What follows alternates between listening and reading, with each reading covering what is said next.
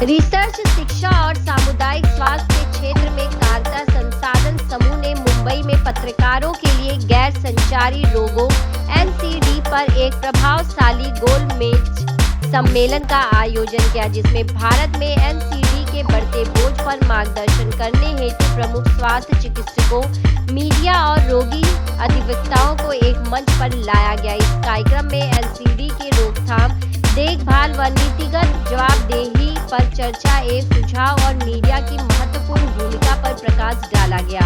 शुरुआत रिसर्च की उप निदेशक अनुपमा श्रीनिवासन के स्वागत भाषण से हुआ, जिसमें व्यक्तिगत अनुभव, चिकित्सा अंतर्दृष्टि और जिम्मेदार मीडिया की कहानी कहने की भूमिका को जोड़ने वाली चर्चाओं की एक शक्तिशाली श्रृंखला के लिए मंच तैयार किया गया। नमस्कार, मैं डॉक्टर सुप्रिया अरवारी, मैं गायनेकोलॉजिस्ट हूँ और यहाँ मैं हमारा जो नेशनल लेवल का संगठन है फॉक्सी, उसके एडोलेसेंट हेल्थ कमेटी की मैं नेशनल कोऑर्डिनेटर हूँ और गायनेकोलॉजिस्ट या डॉक्टरों का पर्सपेक्टिव पेश करने इस मुद्दे पे मैं चर्चा करने यहाँ आई हूँ। एनसीडीज़ के बारे में के बारे में हम बात किस लिए कर रहे हैं? 215 मिलियन डेथ्स पिछले 5 सालों में एनसीडीज़ के वजह से हुए। एनसीडी मतलब वो बीमारी जो छुआछूत से नहीं फैलती, अदर देन इन्फेक्टिव डिसऑर्डर्स, और इसमें ट्रीटमेंट के साथ साथ प्रिवेंशन को भी बहुत ज़्यादा महत्व है और हमारा जो इंडियन कल्चर है प्रिवेंशन को इम्पोर्टेंस नहीं देता। तो मेरा ये मुद्दा है कि हमने प्रिवेंशन को भी इक्वली इम्पोर्टेंस देना चाहिए। इसके बारे में मीडिया में इसकी चर्चा होनी चाहिए और इसके बारे में पॉजिटिव इन्फॉर्मेशन लोगों तक पहुंचनी चाहिए। अगर मैं एडोलेसेंट एज ग्रुप की बात करूं तो एडोलेसेंट एज ग्रुप में जो आजकल लाइफस्टाइल डिसऑर्डर्स आई हैं, ओबेसिटी है, lack of good diet, lack of exercise, और उसके वजह से जो एनसीडीज़ आगे जाके होती हैं एडल्ट पॉपुलेशन में, at least 70% of the general deaths caused in adults, young adults, कम उम्र के एडल्ट्स में जो डेथ्स होती है उसमें से 70% एनसीडीज़ की वजह से हो रही है और 70% एनसीडीज़ की जो जड़ें हैं वो बच्चों में या एडोलेसेंट ग्रुप में उनके गलत रहन सहन के वजह से शुरू हो रही है। तो इस मुद्दे पे भी एक टच होना चाहिए सोशल मीडिया के द्वारे। आजकल की यंग जनरेशन सोशल मीडिया सेवी है, उनके हाथ में मोबाइल है, हमारे पास मुद्दे हैं। मीडिया ने उन मुद्दों को उनके तरफ पहुंचाना चाहिए इस तरह से कि जिनको उनको इंटरेस्टिंग लगे, उनको समझ में आए, और उनके माध्यम से जैसे अलग अलग सोशल प्लेटफॉर्म्स हैं उस पर हम उनको ये जानकारी दे सकते हैं। कैंसर की अगर बात हो रही है तो क्या उस पर भी कोई कारगर वैक्सीन आई है कि वो वैक्सीन लेने से आगे चल के उसका इफेक्ट बॉडी पे नहीं होता है? बिल्कुल, सर्वाइकल कैंसर के खिलाफ अभी वैक्सीन पैदा हुई है और ये एक यूनिक वैक्सीन है जो एक कैंसर से हमको छुटकारा दे सकती है, उससे प्रिवेंट कर सकती हैं।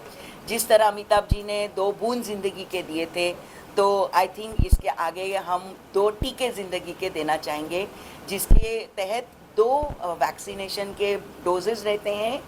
The best time to give 9 से 15 या 14 साल की बच्चियों को फर्स्ट डोज मिलना चाहिए जब वो स्कूल में हो, और सेकंड डोज उसको मिलना चाहिए 6 महीने के अंतर पे।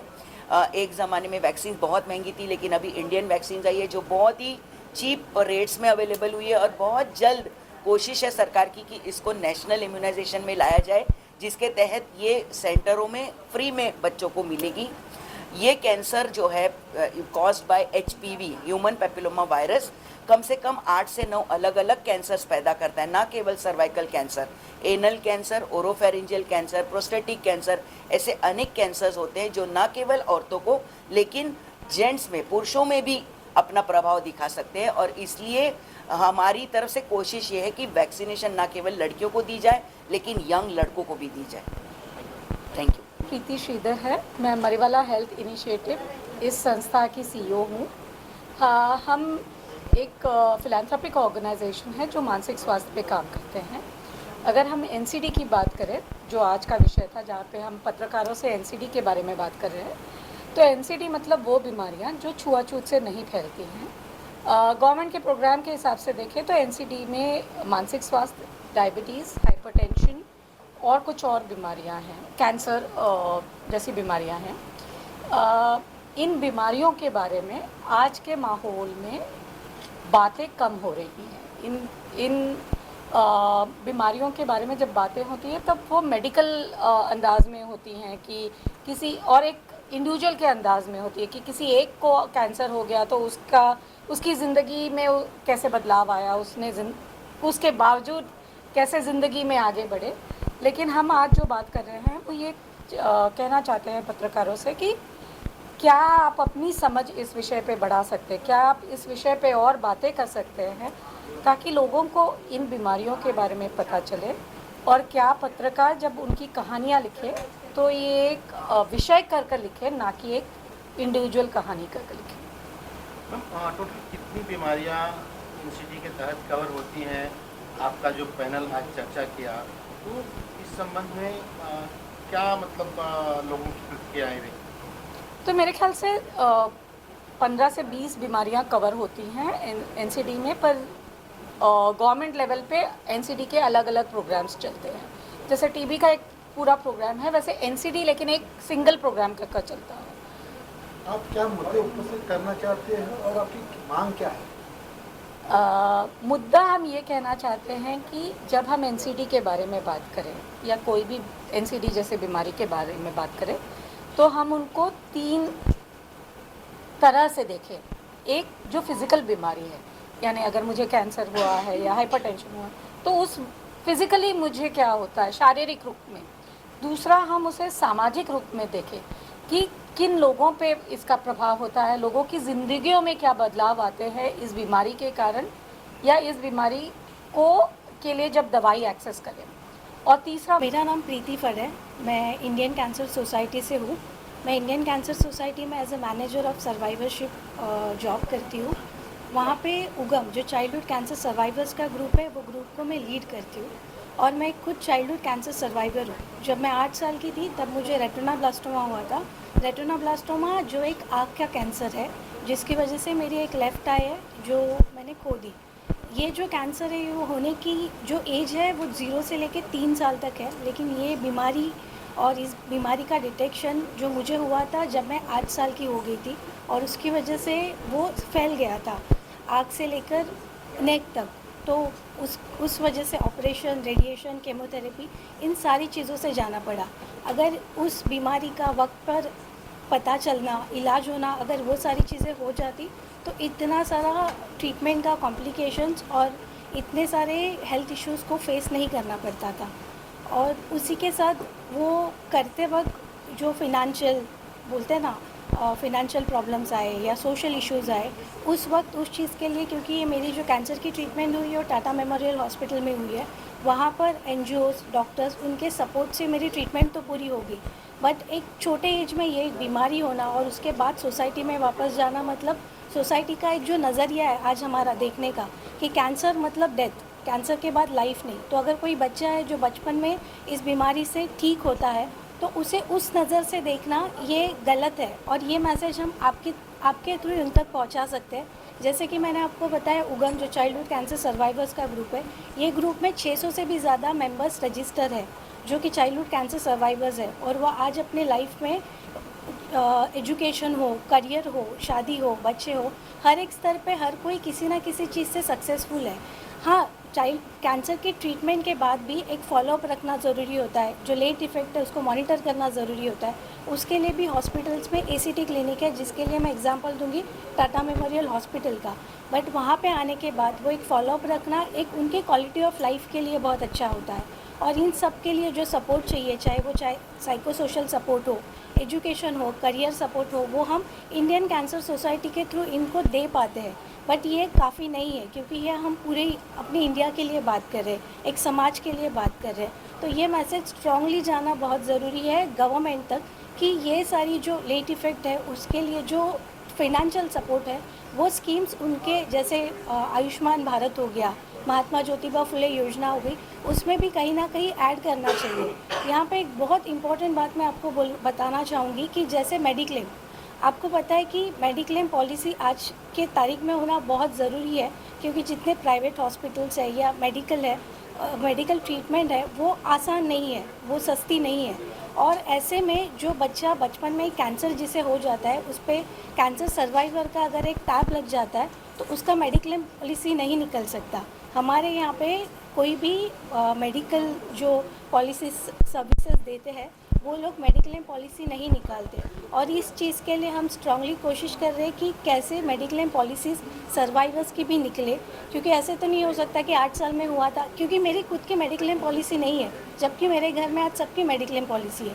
तो ये बहुत इंपॉर्टेंट मुद्दा है कि इससे ये मुद्दा हम आपके थ्रू ही गवर्नमेंट तक चले स्टार्ट। मेरा नाम डॉक्टर वंदना धामणकर है और मैं इंडियन कैंसर सोसाइटी में मेडिकल अफेयर्स की डायरेक्टर हूँ। इंडियन कैंसर सोसाइटी के तहत हमने आज यहाँ पे पार्टिसिपेट किया and the topic was bridging science and media.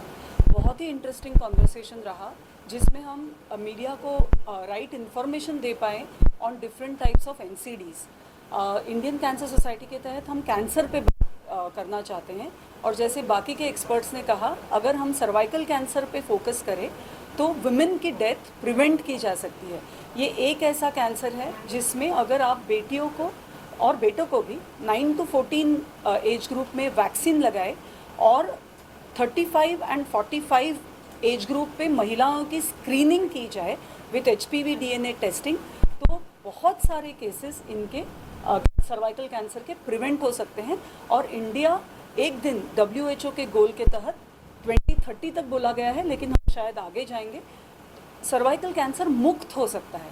I think this is a very important role which media can play. ये आज डिस्कशन हुआ यहाँ पे।